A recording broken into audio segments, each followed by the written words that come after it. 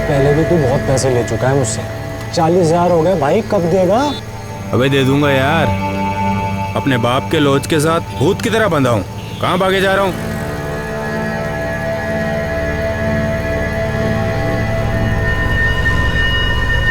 एक बात बताऊं तेरे को, ये लॉज अगर मेरे हाथ में होता ना तब तक इसको 2 स्टार होटल बना देता, 2 स्टार। पर मेरा बाप ना खुद कुछ करता है ना मुझे कुछ करने देता है। अरे यार उम्र हो गई है, नहीं पीढ़ी को कुछ करने दो, पर नहीं, साहब डट के बैठे हैं।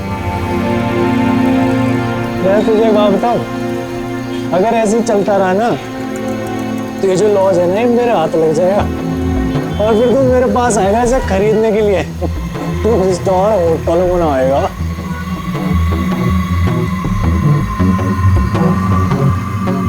वैसे बात बता, तेरा भाई आदित्य कहाँ है? होगा अपने रेंटल टैक्सी बिजनेस में बिजी, और कहाँ होगा। पर तू क्यों पूछ रहा है उसके बारे में? हाँ भाई, तुम्हारे बाप भाई का झगड़ा है, मेरा तो दोस्त है, मैं तो हालचाल ले ही सकता हूँ। हाँ बढ़िया है हालचाल, ठीक है। चल तुझे तेरे लॉन्च पर छोड़ देता हूँ, चल। हाँ पहले ये तो खत्म कर ले।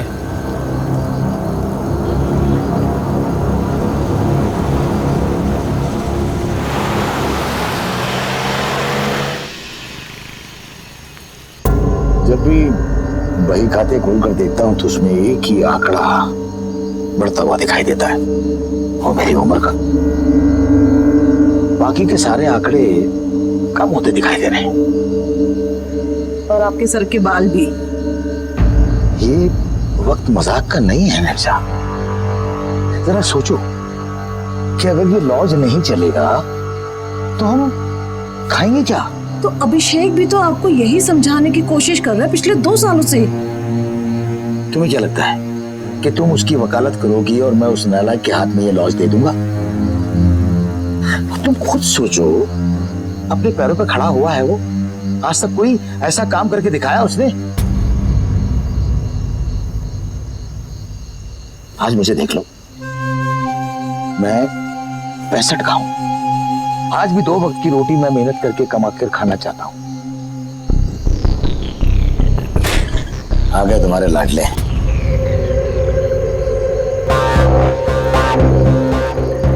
मैंने इस लॉज का सौदा कर दिया। देहरादून की पार्टी है, 14 लाख देने को तैयार है। अब आप बताइए क्या करना है।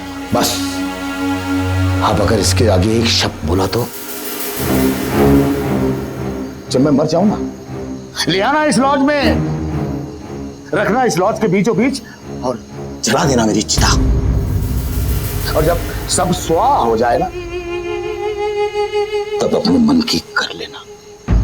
जमाने के साथ बदलना भी पड़ता है पापा, समझाइए इनको, उम्र हो गई है। तुझसे तो मैं बात ही नहीं करना चाहता। गांधीवादी विचारों पे चलने से कुछ नहीं होने वाला। देखा तुमने अपने सपूत को कैसे बात करता अपने बाप से? शराबी। आपको हमेशा उसके अंदर बुराइयां नजर आती हैं, कभी अच्छाई नहीं दिखती। हमारा एक बेटा तो चला गया, मैं दूसरे को नहीं जाने दूंगी। निर्जा, तुझे क्या लगता है कि मैं उसे जाने देना चाहता हूं? नहीं, मैं उसे अपने पास रखना चाहता हूं, कुछ बनाना चाहता हूं, ताकि मेरे मरने के बाद जब वो कहीं से गुजरे तो लोग बोले कि नौटियाल साहब का बेटा जा रहा है, ये अभिषेक नौटियाल। जनरेशन गैप यानी कि 2 पीढ़ियों की सोच में अंतर, दृष्टिकोण में मतभेद तकरीबन हमेशा से हर घर की कहानी रहा है। हर परिवार में कुछ रिश्ते तनावग्रस्त होते हैं, उनमें आपसी मतभेद चलता ही रहता है, ये आम बात है। कुछ ऐसा ही अभिषेक और उसके पिता के बीच हो रहा है। अभिषेक चाहता है कि फैमिली लॉज में उसे भी अपनी बात रखने का हक हो, लेकिन उसके पिता को लगता है कि वो अभी इस काबिल नहीं हुआ है। तो जल्दी से आजा बेटा, अपने पापा और भाई को संभाल ले। मैं दोनों को नहीं संभाल पा रही। तू जल्दी से आजा बेटा। माँ, तुम परेशान मत हो, मैं 2-3 घंटे में आ जाऊंगा।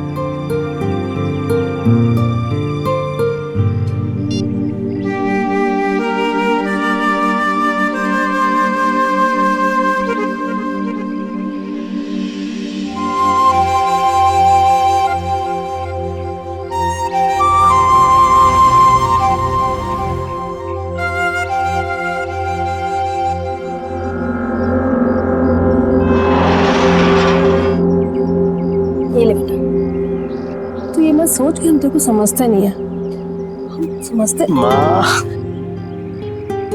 कैसे हो आप? नमस्ते जीते रहो बेटा, जीते रहो। माँ, अब तो आप खुश है ना? मैं आ गया। बहुत खुश हूँ।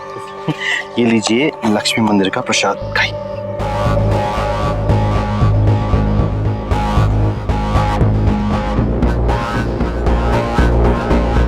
ये लीजिए भैया प्रसाद। और भैया कैसे हैं आप? बढ़िया है। तू आज यहाँ अचानक कैसे? भैया आप लोग तो आते ही नहीं हो। सोचा कोई बात नहीं, मैं आ जाता हूँ। पापा कहाँ है? दिखाई नहीं दे रहे। चौराहे पे खड़े होकर कार्ड बांट रहे हूँ।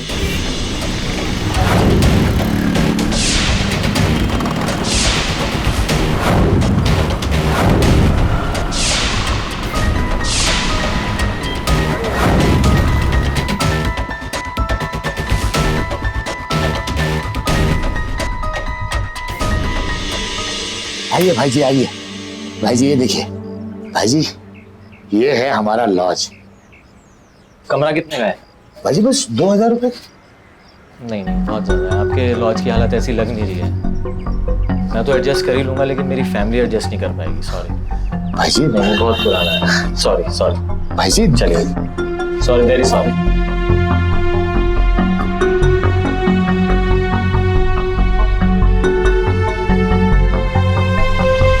पहले तो लीजिए। अरे पापा, आइए आइए आइए। जीते रहो। कब आए? अभी थोड़ी देर है। अच्छा आप आ गए, बहुत टाइम बाद हम सब मिलके खाना खाएंगे। बैठिए। कल ही अम्मू से भी बात हुई थी। उसे दिल्ली में एक टेलीकॉम कंपनी में अच्छी नौकरी मिल गई है, वो वहां बहुत खुश है। और तू बता, तेरा टैक्सी का बिजनेस कैसा चल रहा है? पापा सच कहूं तो बहुत टफ हो गया है। कंपटीशन भी दिन ब दिन बढ़ता जा रहा है एंड प्रॉफिट्स तो ना के बराबर। आप यकीन नहीं करेंगे, आए दिन नए ऑपरेटर्स, 150 नई टैक्सियां। सच कहूं ना पापा, तो जो पहले से इसमें है ना, उसकी तो बराबर लगी पड़ी। लाख पथरीला रास्ता हो, लेकिन जीत हमारी होगी। अब तुम निकलो। तुम कितना दिल से मेहनत करते हो, तो कामयाबी तो तुम्हें मिलेगी ही। काश इस घर के और भी लोग दिल लगाकर मेहनत करें तो क्या बात है। तू चुप के बैठा, रोटी लेना। इतनी दिक्कत है, मुझसे बोल जाने क्यों नहीं देता इसकी तरह? क्यों मेरे गले में कुत्ते का पट्टा बांध कर घर में बिठाया हुआ है? शांत हो जाइए। अगर ये पट्टा तेरे गले से निकाल दिया ना, तो गलियों में और सड़कों पर ठोकरें खाता फिरेगा। पापा अच्छी तरह समझ में आ रही है आपकी बातें मुझे। यदि मैं यहाँ से चला गया ना, तो आप बैठकर ताने किसको सुनाएंगे? अपने पैरों पे खड़े होने के आसार तो तुझे कभी दिखाए नहीं, और नखरे?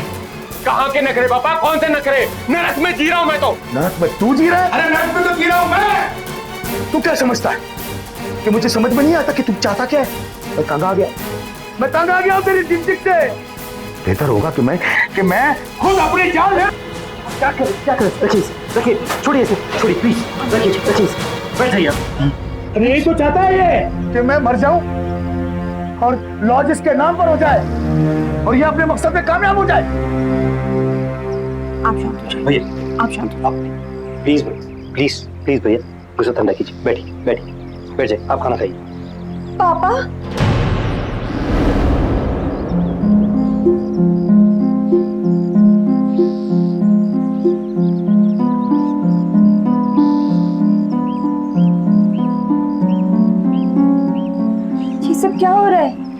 हमू, तू कब आई?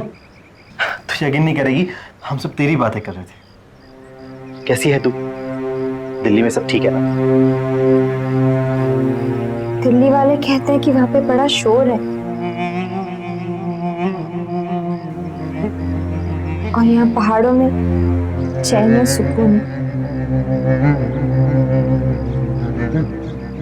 वो चैन और सुकून पाने के लिए छुट्टियां लेकर आई थी मैं यहाँ पर।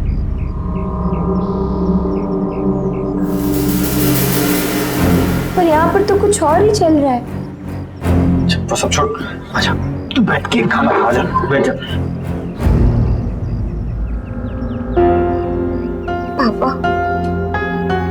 मुझे ठीक से याद भी नहीं कि हम लोग साथ मिलकर कब अच्छे से हंसे बोले थे। क्या हो रहा है ये सब? सॉरी बेटा।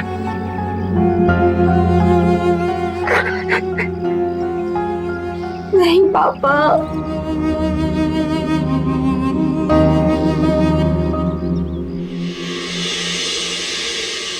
कमरे खाली है, आप आ जाइए।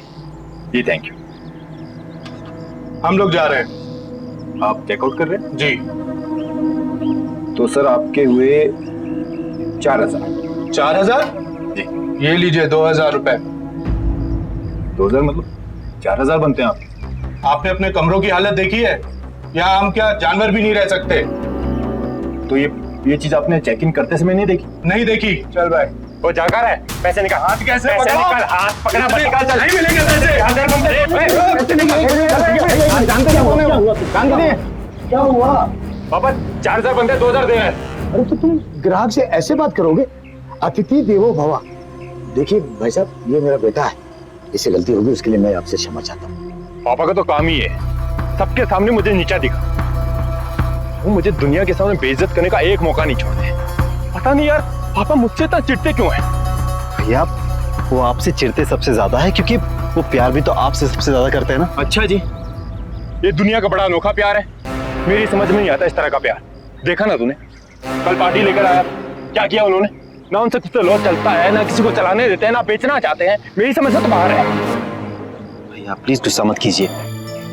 हाँ आपकी जगह पे सही है, पर अगर पापा भी कुछ कहते हैं ना तो वो सोच समझ के कहते हैं। तुझे समझ में आता हो, मेरी समझ में नहीं आता।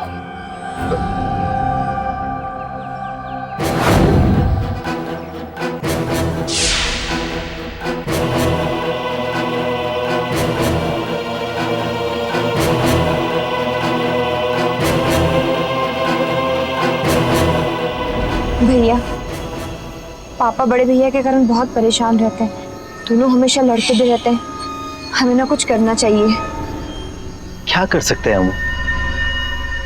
देख भैया अपनी जगह बिल्कुल सही है, ये पापा कभी कभी हद कर देते हैं। अब आज सुबह की बात, भैया का कॉल आया, इस खंडर के लिए कोई 17 लाख देने को तैयार है, पर पापा मना कर रहे हैं। हम ना एक काम करते हैं, हम दोनों मिलके पापा को मनाते हैं, समझाते हैं। हो सकता है शायद पापा समझ जाएं। आप परेशान हैं? हाँ मिर्जा, तुम तो जानती हो कि मैं हमेशा अभिषेक को लेकर परेशान रहता हूँ, और सही मानूं मैं ये लॉज भी उसी के लिए बचा कर रखना चाहता हूँ। आप एक काम क्यों नहीं करते, इस लॉज की मरम्मत करा लेते हैं? लॉज की मरम्मत कराऊं तो, लेकिन इसके लिए पैसे कहाँ से आएंगे? आप रतन से क्यों नहीं बात करते? तुम्हारे पति ने आज तक किसी के सामने हाथ नहीं फैलाया, और तुम चाहती हो कि मैं अपने छोटे भाई के सामने हाथ फैलाऊं? लौटा देंगे, और घर की बात घर में ही रहेगी। तुम ठीक कहती हो।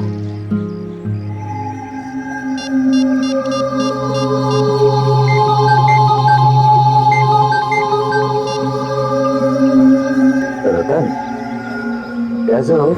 जी सब बढ़िया, बहुत दिनों बाद याद आई। वो क्या है कि मैं लॉज की मरम्मत कराना चाहता हूँ, उसके लिए मुझे कुछ कर्ज चाहिए। कैसी बातें कर रहे हैं भैया आप? सब कुछ आपका ही तो है। अरे आप जब चाहें आकर ले जाए। ठीक है, कल मिलते हैं।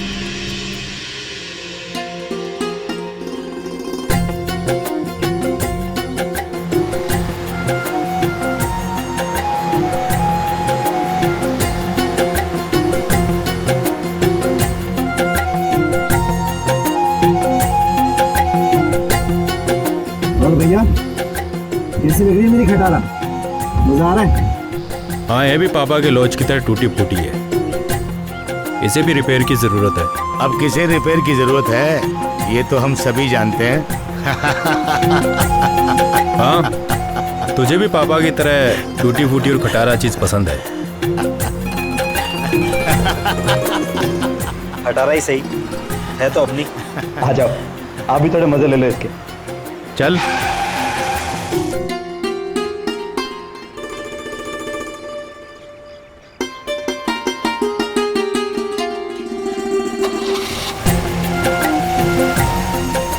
और भैया कैसी लग रही है खटारा? हाँ बस ठीक है, पर अपनी चीज वेल मेंटेन्ड हो तो ज्यादा अच्छी लगती है। क्यों पापा? कोई नहीं, बन जाएगी।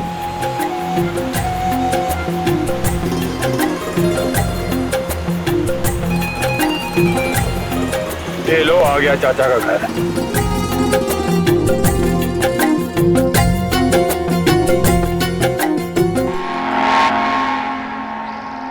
और रणवीर, क्या हाल चाल है?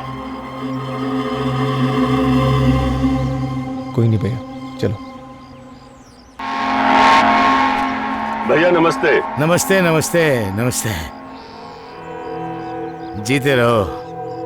नमस्ते चाचा। जीते रहो बेटा, जीते रहो। आदित्य, जीते रहो बेटा, जीते रहो। रतन, मैंने तुमसे कुछ फोन पर कहा था। भाई साहब, सारी बातें यहाँ खड़े खड़े करेंगे या अंदर भी चलेंगे?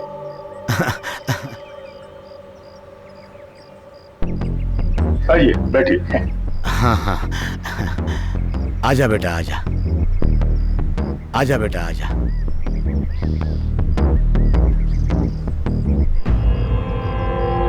कितने पैसे चाहिए?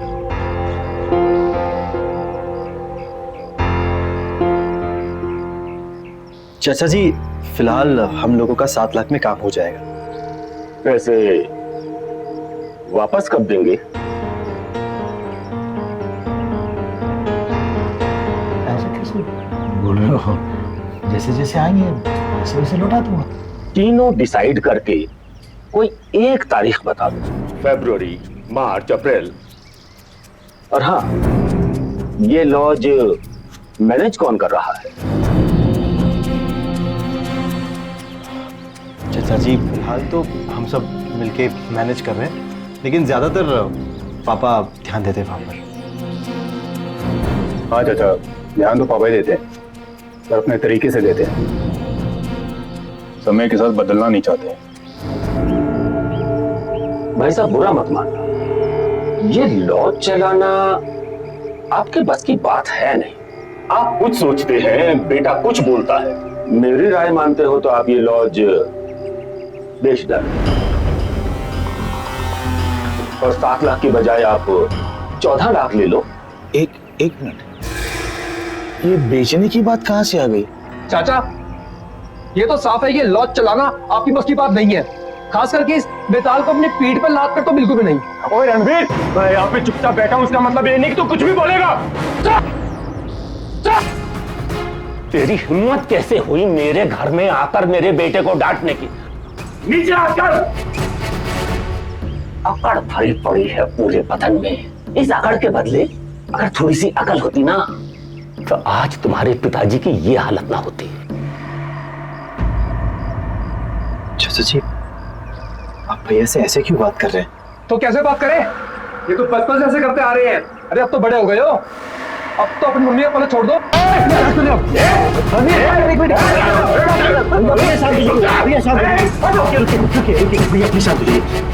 आज तेरी वजह से तेरे पिताजी मेरे सामने हाथ फैलाए खड़े।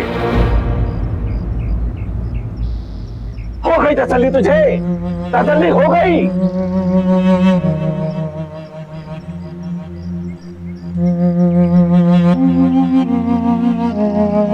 माफ कर देना मुझे। मैं तो अपने भाई के पास आया था, मुझे क्या पता मेरा भाई इतना अमीर हो गया है। शर्म आती है मुझे तुम्हें अपने भाई कहते हो।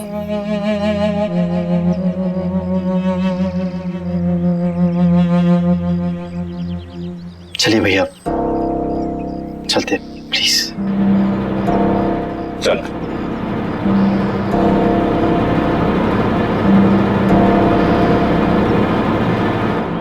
आदित्य को डर था कि कहीं गुस्से में उसका भाई कोई उल्टा सीधा कदम ना उठा बैठे। अभी 2 पल पहले ही तो बाप बेटे के रिश्तों में थोड़ा सुधार आया था। लगा था कि शायद अब हालात बेहतर मोड़ लेंगे, लेकिन रतन और रणवीर की बातों ने आग में घी का काम किया। और उधर हालात काबू से बाहर होते देख आदित्य परेशान था। उसे समझ नहीं आ रहा था कि वो किससे क्या कहे या क्या करे।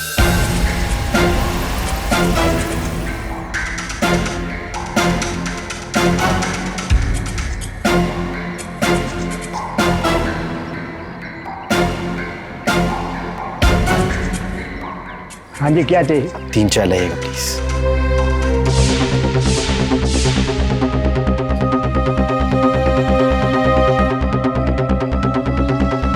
भैया, भैया चाय पीजिए प्लीज।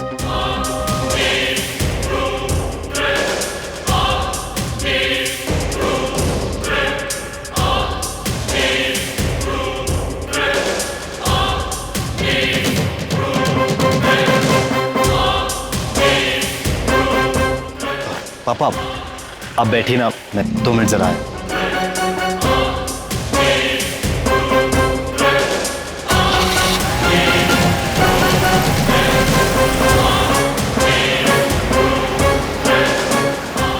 अभिषेक,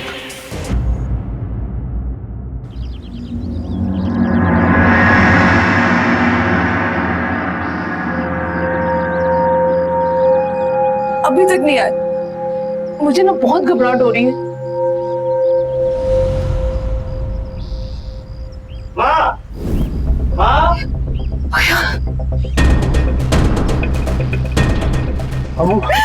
तू आ गया बेटा। वो दोनों गए। कहाँ रह गए? मैं तो आए नहीं। आएंगे से क्या मतलब है? तुम लोग के साथ कहते, तुम लोग के साथ ही आएंगे ना, ऐसे थोड़ी बेड़े आ जाएंगे। आई थिंक हमें पुलिस में इन्फॉर्म कर देना चाहिए।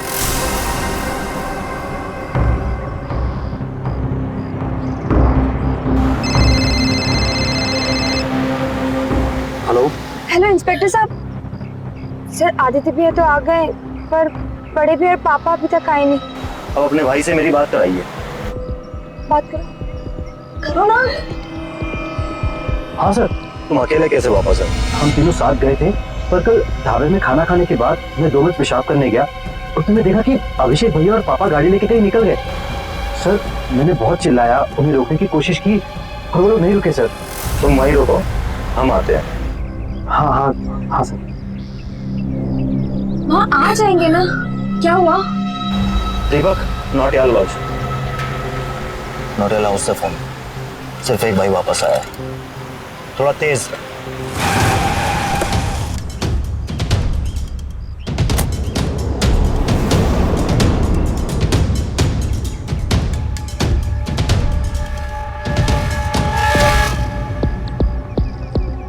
क्या तुम्हारा कोई झगड़ा हुआ था?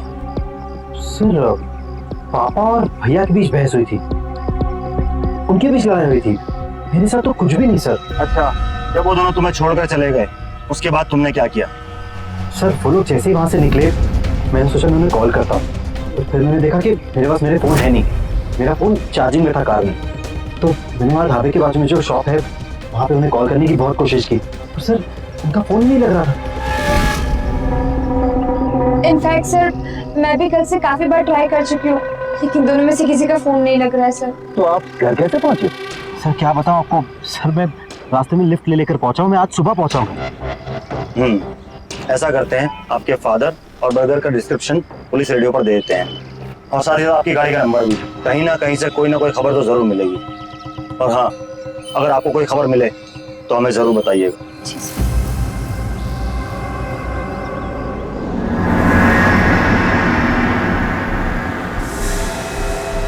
ओह माय गॉड, दूसरे की तलाश जारी रखो और जैसे ही कोई खबर मिलती है मुझे फौरन बताओ। नौटियाल की गाड़ी मिल गई है, जंगल में लावारिस पड़ी थी और उसके पास कुछ ही दूर पर एक लाश मिली है। तुम एक काम करो, नौटियाल के घर में खबर कर दो और शिनाख्त के लिए बुला लो।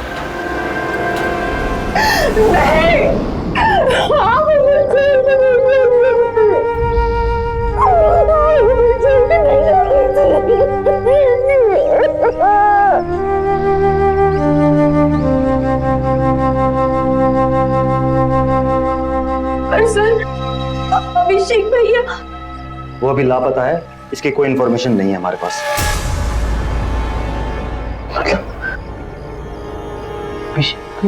की जाने इस बारे में अभी कुछ नहीं कह सकते, ये जांच का विषय है।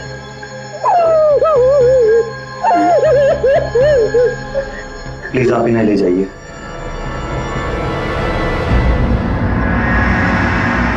सर, धर्म सिंह याद है आपको? धर्म सिंह वो शराबी? अरे शराब तो पीता ही है वो, उसका असली धंधा लेन देन का है। हाँ हाँ साहूकार है, तो उसका क्या? अरे वो अभिषेक का पक्का दोस्त है और सुना है कि अभिषेक ने उससे भारी कर्जा उठा रखा है। अच्छा, चलो मिलाते हैं उससे। ठीक है।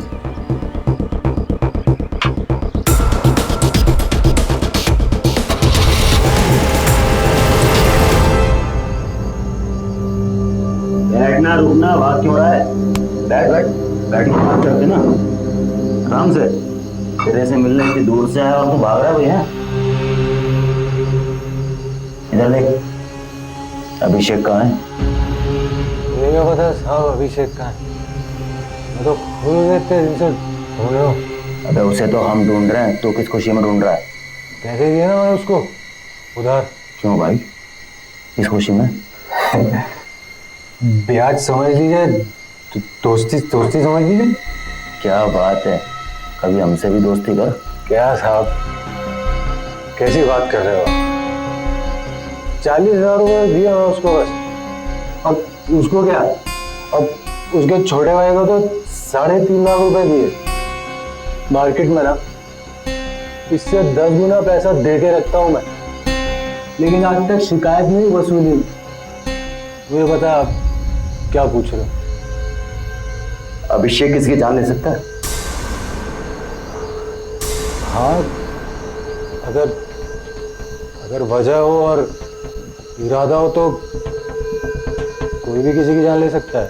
रमेश नौटियाल को हटाकर नौटियाल लॉज पर कब्जा करना एक बड़ी वजह है ना? क्या मतलब? मतलब ये कि हम अच्छी तरह जानते हैं कि तेरी नजर नौटियाल लॉज पर थी। नजर है तेरे ऊपर, मुलाकात होगी। चलो।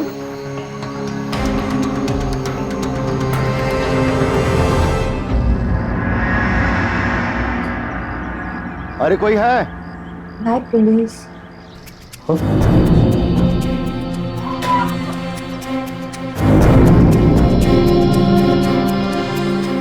मुझे बेहद अफसोस हो रहा है बताते हुए कि नदी किनारे एक और लाश मिली है,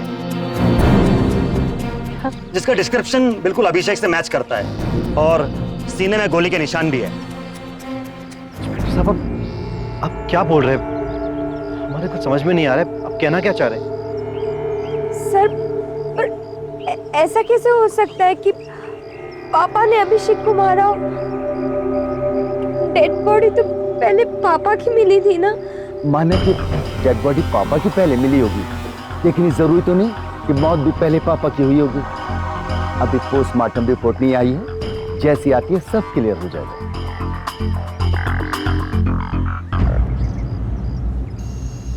हेलो मिनीशा,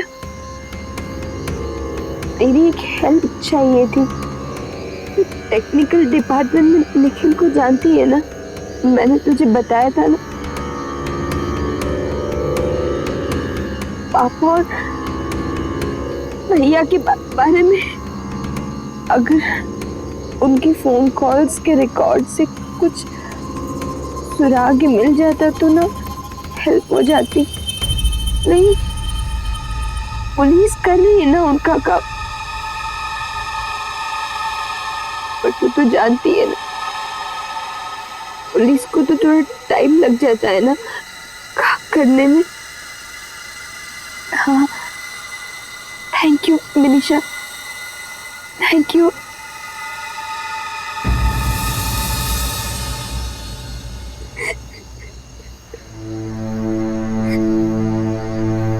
तुम ठीक हो? कैसा होता है ना, जब मैं न्यूज़ चैनल्स पे देखती थी कि एक बाप ने अपने बेटे को मार डाला, भाई भाई को मार रहा है सिर्फ पैसे के लिए। लगता था कि ये तो पराए लोगों की स्टोरी है। यकीन भी नहीं होता कि अपने घर में ऐसा हो गया।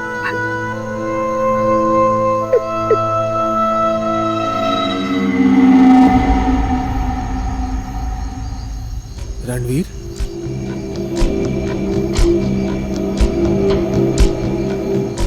क्या मतलब रणवीर?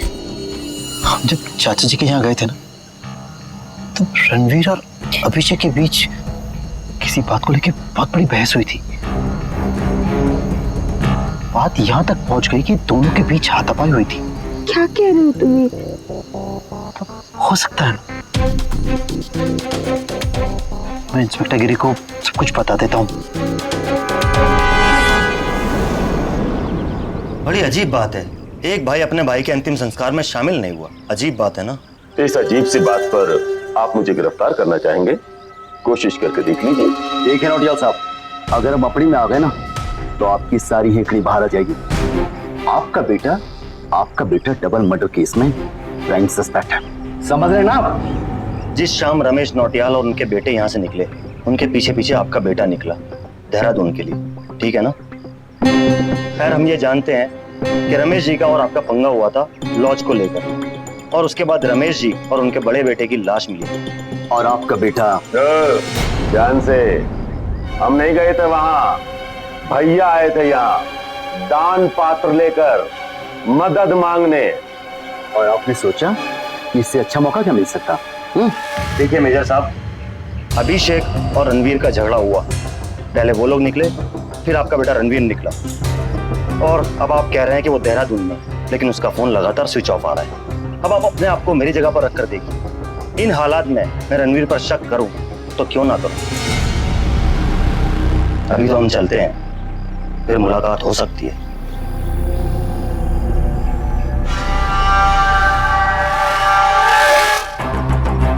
हेलो, हाँ मिनिशा, कुछ खबर मिली क्या? आर यू श्योर उसी नंबर से कॉल आया था? तो एक काम कर सकती है क्या,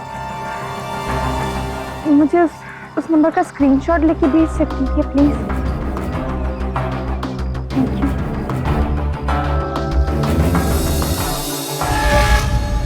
हमू, क्या बात है, इस वक्त तूने मुझे यहाँ बुलाया? सब ठीक है ना? कुछ ठीक नहीं है। मतलब क्या हुआ? तुमने बड़े भैया के दोस्त धर्म सिंह से 3.5 लाख रुपए का कर्जा लिया था, है ना? मुझे सब पता है। मैं तुम्हारे ऑफिस गई थी, वहां पे मैंने तुम्हारी डायरी चेक की थी, और तुमने जिन जिन लोगों से कर्जा लिया है ना, मैंने सब कुछ देख लिया है। पैसे नहीं है उसके बावजूद भी तुमने इतना सारा कर्जा लिया, और तुमने हम में से किसी को बताया भी नहीं। हमू, तू मुझे गलत समझ रही है। देख, बिजनेस में ये कर्ज का लेना देना ये चलता रहता है, ये नॉर्मल है। लोग ना अपने परिवार वालों को सारी बातें बताते हैं, तुमने तो हमें कुछ नहीं बताया। परिवार? काय का परिवार? इस परिवार को अब तक मैंने चलाया है, और इस पूरे परिवार में एक ही समझदार इंसान, और वो मैं हूँ, और ये बात सबको पता है। हाँ भैया, इतने ज्यादा समझदार हो कि हम में से कोई भी तुम्हारा झूठ ही नहीं पकड़ पाया। हमें सब पता है, उस दिन तुम्हारा फोन तुम्हारे पास ही था जब पापा और भैया गाड़ी लेकर निकल गए थे, और उसके बाद तुमने धर्म सिंह को फोन भी किया था और पैसों की बात की थी। उस दिन लॉज के पीछे भी उसी से बात कर रहे थे ना? अबे ओए, जो उखाड़ना उखाड़ ले। हाँ, बार बार पैसों के लिए फोन मत किया कर। कब से समझाया जा रहा हूँ कि घर पे प्रॉब्लम्स चल रहे, मत फोन कर। समझ में नहीं आती क्या बात? हाँ, शरीफ समझ के रखा है क्या? देख, तेरे पल्ले बात पड़ती है तो सुन ले, पैसे आने में है, जैसे आएंगे ना दे दूंगा तुझे वापस। अगर एक बार भी फोन किया ना तो देख लियो फिर। चल फोन रख। मुझे सब पता है। कुछ कहना है? मेरे पास प्रूफ भी है। मैंने सारे कॉल रिकॉर्ड्स निकाल दिए थे तुम्हारे, ये देखो।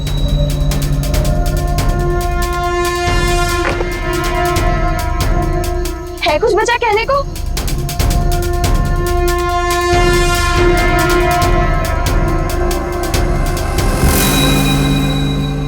वाह, शाबाश। भैया बहुत बड़ी हो गई ना तू। भैया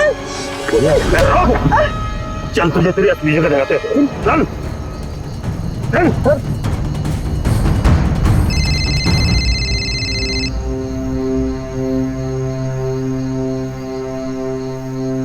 हेलो मम्मी।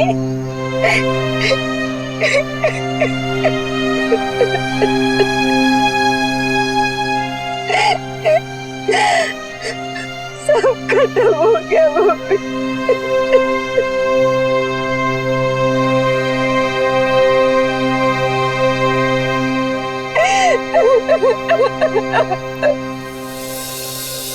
जब भी हमारी जरूरतें बढ़ने लगती हैं, हम उन्हें पूरी करने के लिए नए साधन ढूंढते हैं, उस दिशा में और मेहनत करते हैं।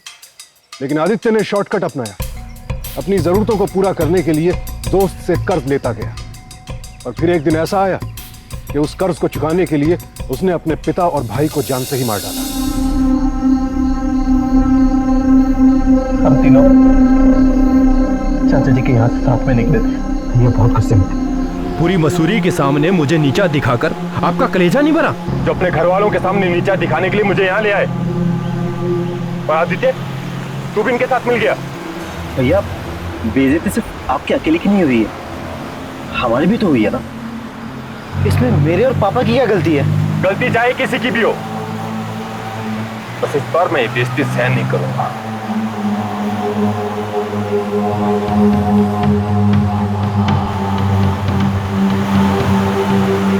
भैया, कभी कभी ना आपके गुस्से से मुझे बहुत डर लगता है। आप प्लीज अपना गुस्सा ठंडा कीजिए, थोड़ा शांत हो जाइए। कहीं रोकिए ना आगे, हम लोग आराम से चाय पीते हैं फिर निकलते हैं। हम लोग बहुत टाइम से ऐसे मौके की तलाश में थे। मैंने जानबूझकर एक ढाबे के पास गाड़ी रुको।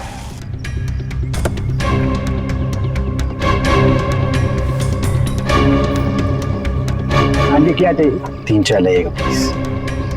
मैंने चाय पीने के बाद भैया वहां से गुस्से में निकल गए। और पापा बिल लेके निकल रहे थे। पापा आप बैठिए ना, मैं 2 मिनट आया जरा। पेशाब के बहाने 2 मिनट साइड पे चला गया। ठीक वैसे ही हुआ जैसे मैं चाहता था। भैया कुछ समय गाड़ी लेकर निकल गए। छूट मूट कर गाड़ी के पीछे भागा और फोन ढूंढने का नाटक किया, क्योंकि मेरा फोन मेरे पास ही था। एक गवाह मिले इसलिए ढाबे के पास गया और ढाबे वाले के पास से फोन लेकर झूठ मूठ के कॉल की।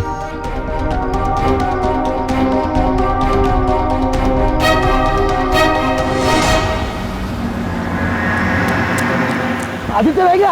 अरे उसको क्यों छोड़ के जा रहा है? अभिषेक, अगर तू गाड़ी नहीं रोकेगा ना तो मैं कूद जाऊंगा, मैं कूद जाऊंगा।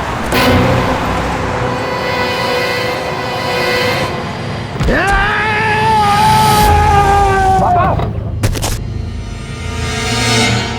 पापा, पापा, पापा, पापा, पापा, पापा, पापा, पापा क्या हुआ? पापा, पापा क्या हुआ?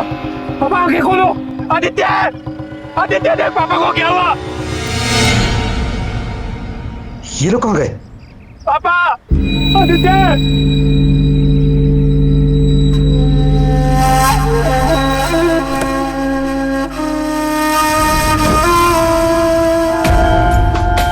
मैं जानता था भैया, एक ना एक दिन तुम पापा की जान लेके ही रहोगे।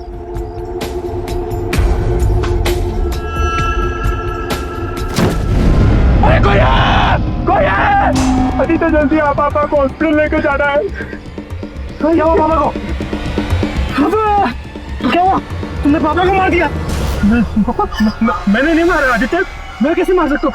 पापा कूद गए ऊपर से। तुमने रखा मारा? मैं कसम खाता हूँ मैंने नहीं मारा। पापा आंखें खोलिए ना।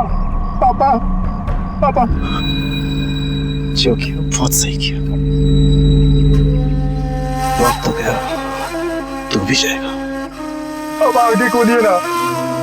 आदित्य को बताइए मैंने आपको धक्का नहीं दिया। आदित्य, मैं कसम खाता हूँ यार, मैंने कुछ नहीं किया। मैं ऐसे कैसे कर सकता हूँ?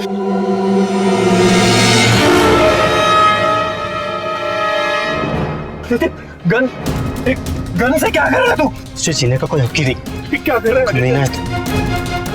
आदित्य आदित्य आदित्य मैं पापा को नहीं मारा, मैं कसम खाता हूँ। मेरी बात समझने की कोशिश कर, मेरे पापा को नहीं मारा। पता नहीं पापा ने मेरा पैर पकड़ लिया। मैंने देखा कि उनकी आंखें खुली थी। मैं डर गया, घबरा गया, कुछ समझ में नहीं आ रहा था कि मैं क्या करूं। एक पत्थर से पापा की जान ले ली।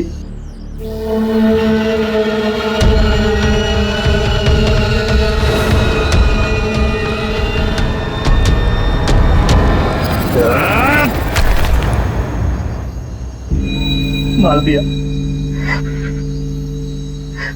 पापा की लाश तो वही छोड़ दी, भैया की लाश को मैंने ठिकाने लग दिया।